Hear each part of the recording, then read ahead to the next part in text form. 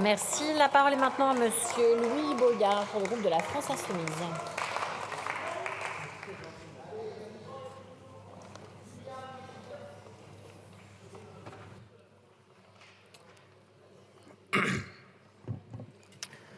Madame la Présidente, mes chers collègues, Monsieur le Ministre, il y a 2 jours, j'étais à un rassemblement avec des ASH de Villeneuve-Saint-Georges. Vous savez, ce sont ces femmes qui vous accueillent à l'hôpital, qui s'occupent de vous dans le lit, qui refont votre lit, qui vous apportent de la nourriture. Ce sont celles qui sont toujours en première ligne aux côtés des patients, et particulièrement pendant le Covid où elles ont tenu l'hôpital.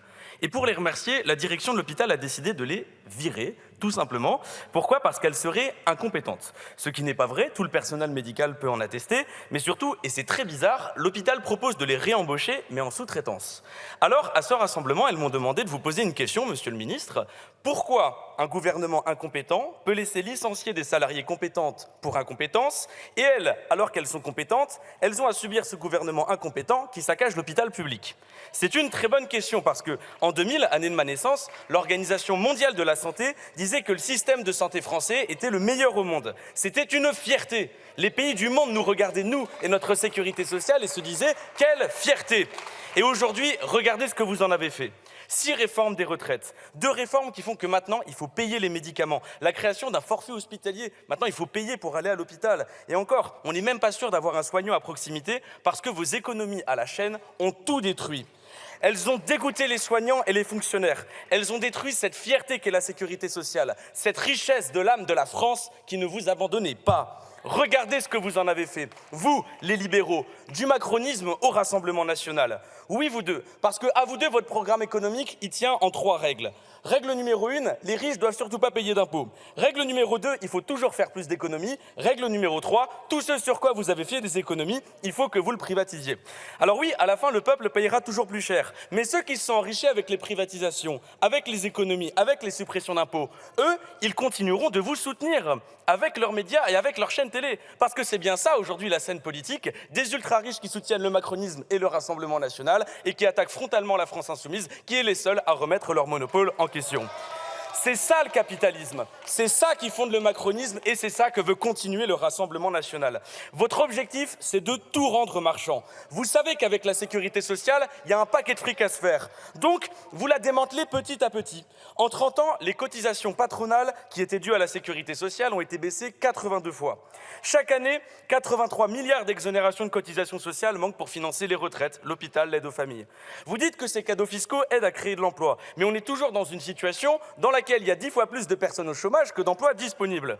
Mais surtout, votre Mozart de la finance, Emmanuel Macron, quand il bossait pour François Hollande, il a donné 100 milliards d'euros de cadeaux fiscaux aux très grandes entreprises avec le CICE pour qu'elles créent 1 million d'emplois. Résultat, elles en ont créé 10 fois moins, elles sont parties avec le reste de l'argent pour se gaver. En réalité, vos suppressions de cotisations ne servent pas à créer de l'emploi, elles servent à gaver des actionnaires. Et elles servent à créer un immense trou budgétaire dans la sécurité sociale que vous faites payer au peuple français. Vous les remboursez moins pour les obliger à avoir recours aux mutuelles, aux retraites complémentaires, aux services de soins privés.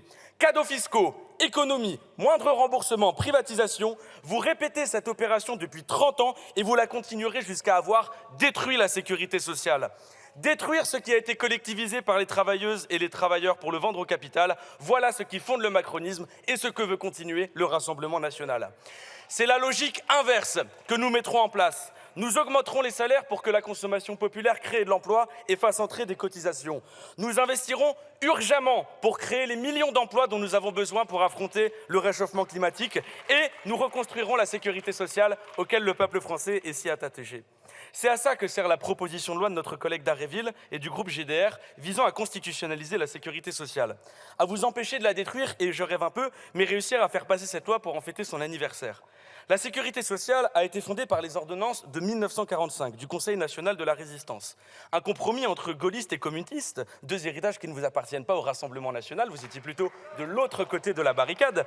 Et c'est grâce à un grand ministre dont vous effacez la mémoire qu'a été fait la sécurité sociale. Il s'appelait Ambroise Croizat et c'est grâce à lui que, encore aujourd'hui, dans notre Constitution est inscrit. La France garantit à tous, notamment à l'enfant, à la mère et aux vieux travailleurs, la protection de la santé, la sécurité matérielle, le repos et les loisirs.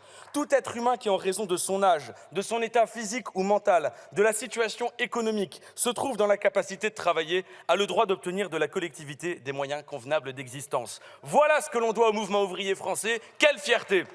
Alors, aux Français qui m'écoutaient, ne vous laissez pas racketter, ne vous laissez pas voler votre sécurité sociale. Le Conseil national de la résistance de 1945 a été un moment de notre histoire où le peuple français ne s'est pas laissé diviser par des questions de religion, d'origine ou de couleur de peau, où le peuple français s'est rassemblé autour d'un projet général.